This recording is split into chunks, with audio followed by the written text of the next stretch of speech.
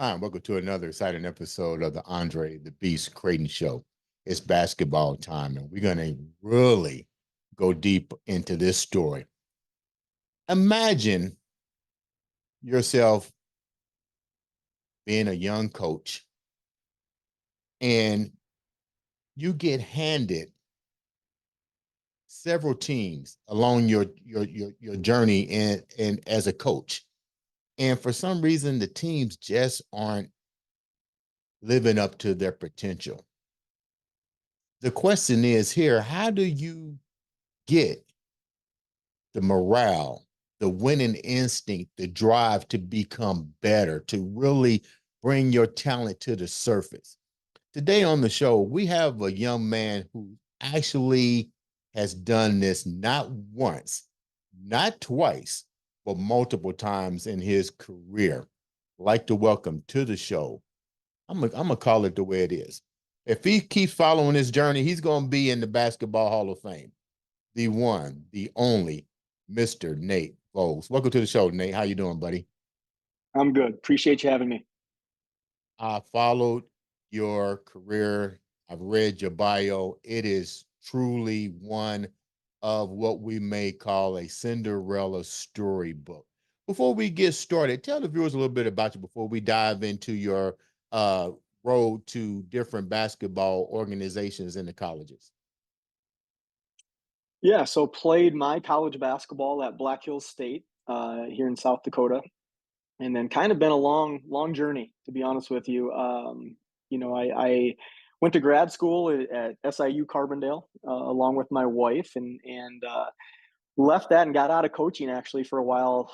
We owned personal training studios for about 15 years in St. Louis, and then finally decided to get back into coaching and got in at the high school level there in St. Louis on the boys side, and then took a job finally.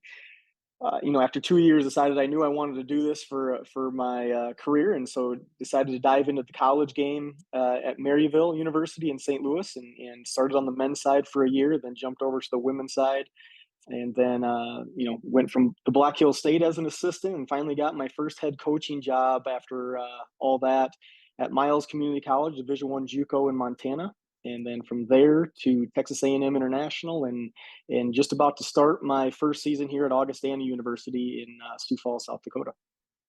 Were you a really good basketball player in high school? I was okay. I was fortunate to play with some really good players. Fortunate to get a scholarship to play college basketball. I was a role player. I definitely wasn't the big time scorer, or the guy in the newspapers or on TV. I was the guy passing the ball to the guys that were on TV and in the newspapers. So, but like I said, fortunate to play with some really good players, and I was on some really good teams. So it's been, it's a lot. It's said a lot, but basketball has taken me a lot of places I probably wouldn't have been without basketball. So I've been very fortunate. When did that mindset for basketball really start to enter your field? Because you mentioned you own several personal training studios. I myself also own personal training studios, but clearly I wasn't thinking about going to coach basketball. So like when did the red light actually click? Did you sit down with your wife Tracy, who we'll talk about later, and say, look, I want to do something different? And then if so, what was that moment? Yeah, well, it was interesting. My coaches in college, and I had a couple. They weren't in college coaching anymore by the time I had that opportunity. So I didn't really even know or how to get into the college game. To be quite honest, even when I was in grad school, I was a graduate student in the strength and conditioning program, not the basketball program. Mhm. But even then, I was thinking, man, I wish I would have went on the basketball route because it's I've always been interested in sports and specifically in basketball, and so it's always been in my mind. And kind of a quick story about how I got into that high school role is I was in an organization with other business owners, and one of the other business owners in that group, his alma mater needed a head coach, was looking for a head coach, and he asked if I'd be interested. And I thought, yes, that's a good way to get in. And I went through the interview process and got that job. And that's kind of what led me into getting into basketball again. While I was a high school coach, I went to the Maryville University practices just to kind of watch and learn. And again, long story short, I called, texted, emailed hundreds of coaches, and I had one reply, and that was that coach that I went to watch his practices. And he said, "Yeah, I'll take you on my staff, but I don't have any paid positions. You got to volunteer for free." And so that's what I did. I volunteered for free for 2 years. And thank goodness my wife was able to help us out with the bills and all that kind of stuff. But so yeah, volunteered for free for 2 years, and then finally got my first paid job, and we were off and running. Most people, my hat's off to you for doing that because most people would not have taken that opportunity to go and do that for free and you did it for 2 years to actually Yeah. see a gate open up. And really, he was there any promissory note saying that after 2 years you was guaranteed a job? No, nothing, nothing. And actually, when I got that paid job, it wasn't at Maryville. It was at Black Hills State, which is my alma mater. But it's interesting because I have a lot of players that are interested in coaching when they're done playing. Right. And I tell them that story. I tell them, I volunteered for free because they want to know, they think you get the ESPN money, like they announce the NBA coaches' new salaries, and that they think that's what I'm paid and that kind of stuff. And I tell them I was paid 0 for 2 years. Right. And they think I'm lying to them. They think they're like, "Coach, there's no way. Just tell us the truth." And I'm, Right. like, that's the truth. I work for free. And so I don't think some of the people getting in, especially the younger people, understand what it looks like when you first get in and what you have to do when you first get in. There's a million different ways that happens, and everyone's path's a little different. But yeah, mine was working for free to hopefully get a paid job. Were there ever moments where you was like, I don't want to do it no more because bills still have to be paid? I'm pretty sure it was stressful to watch your wife take the blunt force of keeping the the dream alive. I mean, how was that working out? Yeah, no, I never had that feeling. We weren't putting the money away in the bank. We were, my wife was making just enough for us to pay the bills. And again, thank goodness she was there and willing to do that. I think every good coach has a great spouse on the other side of that that allows you to take the journey. But no, I always felt we were going to find a way. I've kind of always been a really hard worker, and I just in my mind I thought if I put my head down and grind a little bit, eventually this will happen. And I didn't know when. Was that 10 years, is that 20 years? I didn't have any idea. But I think, as with most people that do well, it's a matter of working harder than everybody else. And so that was my mindset going in. What were some of the things you mentioned and let's call it what it was. I don't You did it for free, but you was an intern. What were some of the Yeah. things that you learned as an intern for 2 years that you didn't know that really amplified you to the next to that level of really walking in, feeling secure about what you learned? Well, the first thing I learned was how much I didn't know. That was the first thing. Really? Like You know, what? Like what? I Well, like, I played college basketball, and then I was a head high school coach. And so you walk into that college job thinking, I know basketball, I know how to do this. And you don't. You don't know how to recruit. You don't know how to, the budget side of things. You don't know, like, all the details that, I knew basketball, I knew X's and O's, at least a little bit. But you don't understand coming in. Like, I have a lot of people ask me, like, so what the heck do you do all day as a coach? You go to practice, and then what else is there? That's your day. Yeah. And so you find out in a quick hurry what that rest of the day is, because the basketball on the court stuff is a super minimal part of your day. And so is all that other stuff off the court. So you basically, what is a day like for you? Now take the viewers down that view because you're right. We see the coaches on the field, on the court, but you had to learn the business aspect of it. Take us down that what a day is like going to work with you. Yeah, so I get in anywhere, I wake up and kind of try to spend a little bit of the morning with my kiddos and my wife and so on, but usually get in somewhere around 8 or 9. And then we're checking emails and checking texts, and that's the thing too. Like, I had been calling or texting recruits the night before till whatever time that is. It kind of depends on their schedule, but checking emails, and then usually we'll have, and I'm not a big meetings guy, so it's more yelling across the hall sometimes. Sometimes it's sitting down and meeting with my assistants, but it's more, hey, who do I need to connect with today, recruiting wise? Is there anything administration wise that I need to take care of? Putting out some little fires, like yesterday we have an international player who still doesn't have her visa, so we're talking with international engagement and trying to get her visa to her. I just had one of my other players that flew in, and we're trying to get housing situated and meal plans situated, and so we're working on all that. And in the middle of that, we're setting up our schedule. We're setting up the 25-26 schedule. We're recruiting 2026 and 27 student athletes. Right. And then you're watching film. You're trying to get prepared for first games coming up in November. And so it's a lot. A lot of it's really spent in front of the computer, either watching kids we want to be part of our team, watching our current team, or watching the teams we're going to play. And so no day is exactly like the last. Yeah, so it's kind of hard to answer your question in terms of what's a day look like, because I tell every you day like is this, different, but Nate. it's fun. I tell you like this, just listening to your day, I couldn't handle it. No, but that's the great thing about like, I go into work in shorts and a t-shirt every day. I get to watch basketball. I get to talk basketball. I mean, I live a pretty great life in my opinion. What has your first job, your first major job, what was that like for you? What was the record? What was the environment like when you had to come in as your first main job title on the college ranking? Were you accepted? What were some of the challenges that you had to deal with?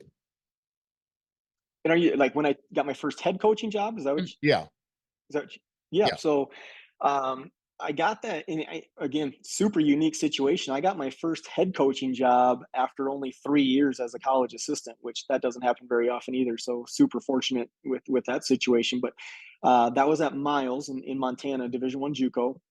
So took over that program with literally zero players on the roster. Every single player had either transferred out or quit previous to myself getting there. And so they're good and bad to that. The bad part obviously is you got to build an entire roster in about a month to get ready before school starts. The great part about that was I got to fill an entire roster with the players that I wanted. And so, gosh, they handed me the keys and said, "Get going." There wasn't a lot of direction as far as exactly what to do. But we filled a roster in about 4 weeks. Took a lot of international players that first year, and we ended up 25-8 that first year, and then we were 33-1 that second year, and then headed out to take the Texas A&M international job. How did you two-part question. Why did the previous players walk off or leave, then come back? And then more importantly, if they walked off, how in the hell do you recruit players to come to a team that at first didn't have players? How do you get their morale? What was the selling pitch that you went in as a recruiter and say, okay, well, we don't have any players now, but I want you to be the start of a new legacy here at the school? How did you wind up doing that to even get the players there and to build such an outstanding record? Yeah. Well, gosh, first of all, there's a lot of people in this world, not just our country, but in this world that want to play basketball. And so again, at that time, there wasn't a lot of US kids still available. So I went overseas and got 6 players overseas that first year. And they're just super thankful to be able to play college basketball, because you can't do that in Europe. You don't. That's not a thing. You play college basketball in America, and so the opportunity to get their education paid for, to play college basketball, and I have a few of those players now playing professionally. So, they wanted an opportunity to continue their career. And so I was fortunate to come across some really really good players that it wasn't a big deal to them to become, and maybe it was a situation you didn't, I don't know, to be honest. I think they were excited about starting something new and not having to have the hesitation coming in about, well, there's some veteran players that we're going to have to mesh with. They didn't have that. Everybody was going to be new, and so maybe that was actually a positive. How did you wind up getting those players? You mentioned part of the learning experience for your intern was understanding the art and craft of recruiting, but you're talking about international players. How much research did you get into? How much research did you put into before with getting these players that's international? And then, more importantly, what were you looking for from international players? Well, obviously a JUCO budget. I wasn't heading over to Spain and all the other places we got players from. So there's people that I was connected with overseas, and they sent me film. Hey, this is a player for you to look at, and I would spend hours and hours and hours of my day, because at that point, um, kind of a side story. Sorry, my wife was pregnant, about to have our second baby, and so she was still in South Dakota. I moved to Montana by myself. She was like 8 or maybe even 9 months pregnant at the time. Oh, And so I didn't, the positive side of that, I guess, was I didn't have anything other to do than watch film and basketball, because, I wasn't with my kids or my wife at that point. mm. And so I would spend all darn day watching film of players, and, um, kind of figured out what the heck we wanted. We always want very versatile players. We press for 40 minutes and we launch a lot of threes. And so I wanted really versatile players that could do a lot of things offensively, guard a lot of spots defensively. And we were able to find that. How did you build their how did you build the cohesiveness? You got different players from all over the world playing, and a lot of the players, like you said, your first year, this is totally new. So you're coming in trying to build morale.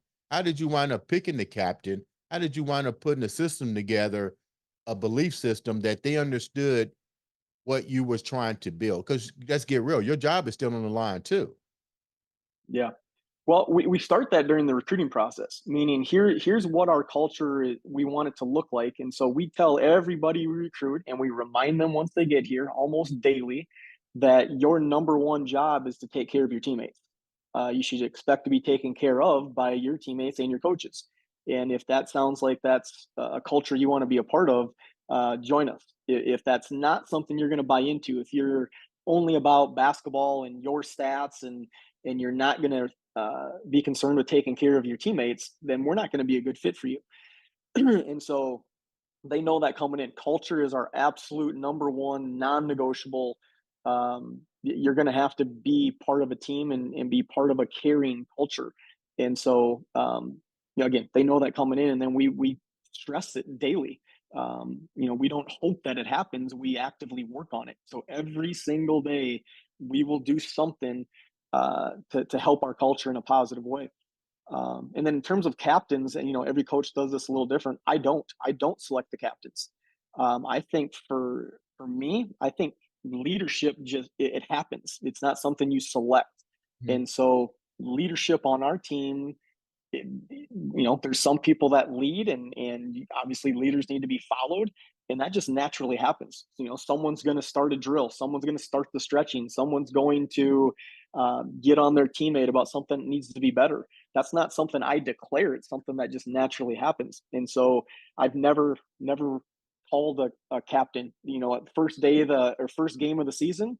Mhm. I tell them, if you think you're the captain of our team, or you're the leaders of our team, go up to center court when the refs ask you to come, and it just happens. Whoever the leaders are, go up there. Hmm.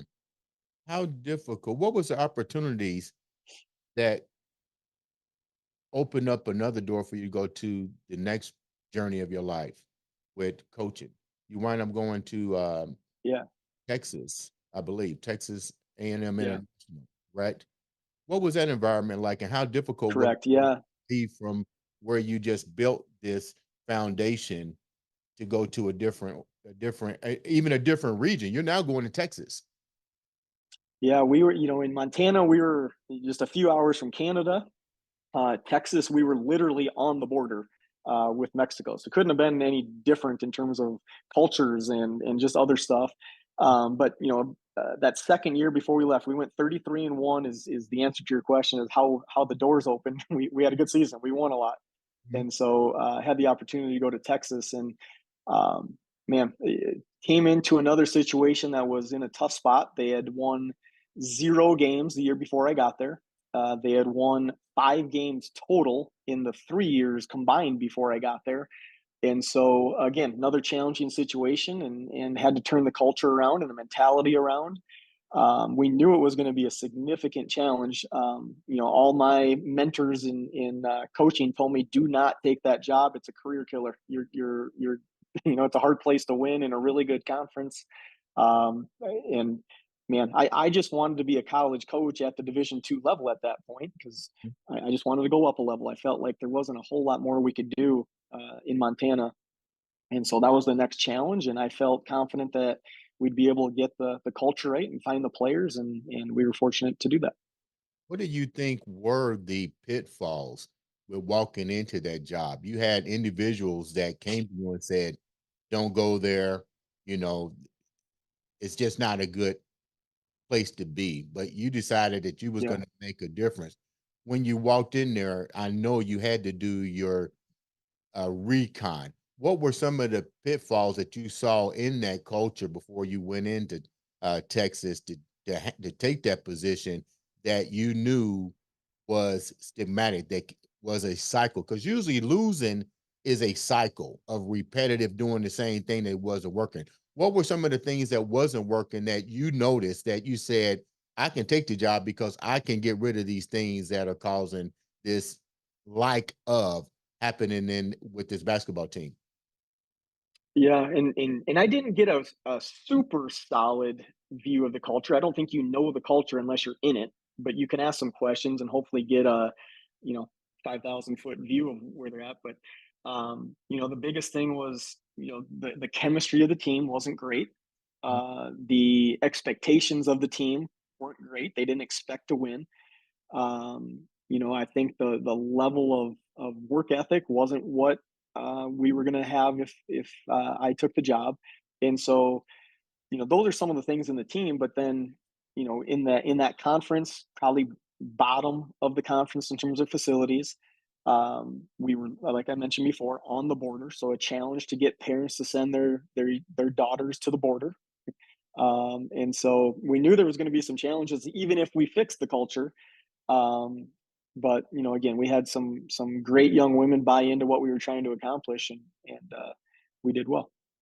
Who were some of the inspirational players that you remember on that team that really helped you to build the environment that you were so seeking to have happen at the school? Yeah, well, gosh, and it's hard to pick out individual players, but just a few that come to mind. I actually had a couple players follow me from Montana to Texas, which that was vital to kind of starting what we wanted that culture to look like, because I had a couple players that already knew what the culture is supposed to look like, and so they were kind of the leaders in terms of bringing that culture from Montana to Texas. And so Patricia Jaworska was one of them. She was a kid that I got from Poland. um, and gosh, she was an absolute big time player for us. She actually ended up playing professionally back home in Poland. So she kind of got things kick started for us. And then again, we've had a lot of players. Eva Langton was one that we brought in. She was from New Zealand. She ended up playing professionally as well, and you know, great basketball player, but even better person. Again, culture thing, and I'll always take a kid that's a culture kid that maybe not be as good talent level wise. I'll take a culture kid first. They got to be talented, but if they're not the most talented, that's okay. We'll figure things out. And then I guess one other name that kind of pops up right away is Ray Brown. She was a two-time All-American for us, kid from New York. Um, and she'll be the next one. She'll be playing professionally as well. You got a lot of things. This when you was there, you wind up being the coach of the year, so to speak. Did I get that right? In Montana, yeah, in Montana we were. What was that like for you? Well, as I think every coach knows, players win. Coaches, if anything, we can maybe take credit for recruiting the right players, but at the end of the day, the players got to go get the points and the rebounds and the steals and all that. So I was just super thankful. I will that team that second year in Montana. It's going to be hard to match ever again in my entire career in terms of what it felt like. Um, in terms of all the players being on the same page, all the players caring for each other, all the players doing all the extra stuff we ask them to do, the service stuff, and then to finally cap that thing off with a national tournament appearance and winning our conference and winning the district and winning the region. I was just so thankful that our players got to experience that, and my assistant coach got to experience that and we talked about it kind of as we're going through. Like, you may never have this ever again, and even knowing that, it's hard not to take it for granted, because even that next year, you're like, man, I don't know if I'll ever have that again. And I might not. I haven't had anything. We've had some good teams since then, but nothing like that. And so just super excited for our players to be able to experience that.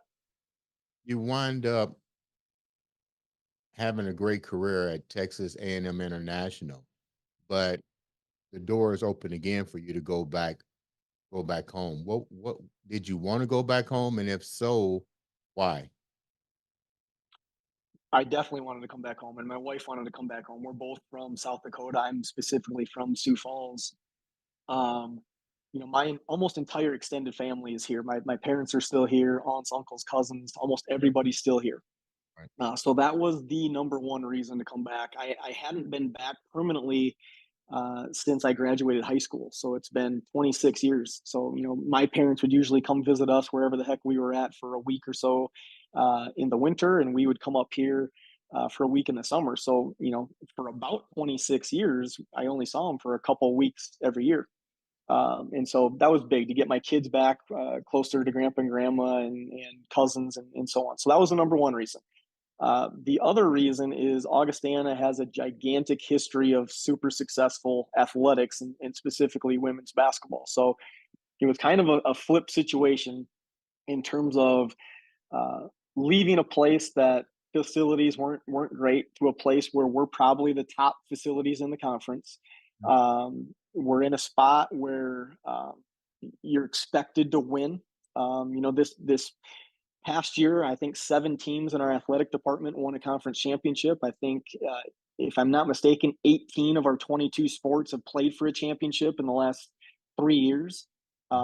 Departments won 5 national championships. I mean, it's a big time program at a big time school, and it just so happens to be in my hometown. What do you what Before we wrap up, what are some of your aspirations?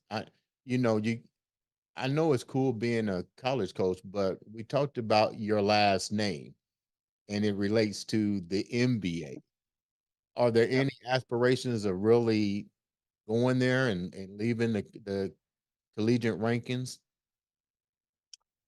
I think every coach has probably asked this in some respect, but and I'll never say never to anything. I would have never assumed I was going to get a head coaching job in Montana. I would have never assumed I was going to get one in Texas, and I would have never assumed I'd get a job in my hometown watching the team I grew up cheering for as a little kid. So, I have no idea what's going to happen, but I do know, having been gone, having not been around my extended family for a really long time, being here is a blessing. And so I have no desire to look anywhere else right now. I love being home. I love being around my family.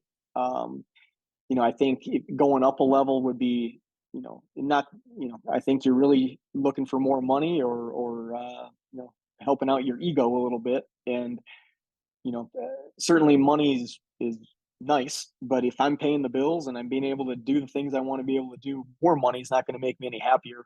And a higher division job I don't know that that necessarily makes me happier either. I think there's a lot of pros to being at the Division II level, meaning, one of those things is we kind of have our summers where, we can't practice with our teams. It's not legal. And so we get a little more time than some of those Division I coaches do. In that respect, we get a little more time at Christmas. So just all those family things, I think I could see myself being here forever and not chasing another level. Before we wrap up, we've seen women's basketball really evolve since the first pick of the Indiana Fever with their number one choice. And we've seen arenas packed like crazy with her being the first uh pick in the draft. What's your take on the evolution of women basketball? Because you are a coach in this. You like to see them go from the collegiate ranks to the women's league. But what's your take on one woman who's clearly amplified the trajectory of the league right now? Yeah, I think it's absolutely awesome. I think, yeah, especially for my players, but my daughter as well. I'd like for her to see successful women, Mm. and to know that she and again, all my players are going to have those opportunities if they put the work in. I think just having opportunities is big for me. So I every single assistant coach I have ever had has been a minority hire, and that's kind of a focus for me. I want to give opportunities for some of those that haven't had those opportunities. And so, again, what Caitlin Clark is doing and Angel Reese is doing, I think it's great. I think it shows little girls out there that they're going to have opportunities, and I think that's important for them to see. Before we end this, we got to give shouts out to your wife. How'd you No guys doubt. meet?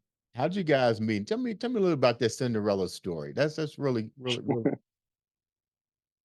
Yeah, so it's one of those. She was a cheerleader for the college basketball team I played for, and so that's how we met back in college at Black Hills State. And man, I couldn't have asked for a better partner. Traveling kind of all over the country to different coaching spots, and her kind of allowing me to be able to do that. Taking care of the bills and taking care of the kids and taking care of really everything. You can't be a successful college basketball coach without a great spouse, and so I'm very thankful to have her by my side. Otherwise, I wouldn't be sitting here talking to you today. I know that. You definitely have that beast mindset, and I love it. And I appreciate you taking time to come on the show and share such a beautiful and courageous story of giving up time to pursue making a difference in everybody else's life. What keeps that beast mindset going for you? Let the viewers, what keeps you going every day? Well, you only have a limited time here on Earth, and so I want to be successful. We talk a lot with our teams about there's a lot of average in the world and not adding to it. I don't want to add to average in the world. I want to. There's a select amount of people that are above average, whether that's what they do as far as work, or whether it's what they make as far as money, whatever. Pick any category you want. I don't want to add to average. I want to be successful. And so, again, I have a limited time here. I want to be as good as I can possibly be at everything I do. And so that's what keeps me motivated. And I also want to be able to share that with the young women in our basketball program. I want to share that with my own kids. I want them to be successful. I don't want them to add to average. And if I can help in a tiny way, I think that's a big reason why I coach is to empower those young women to be successful and help make our world a little better. Ladies and gentlemen, this has been Nick Fall on another exciting episode of the Andre the Beast Crayton Show.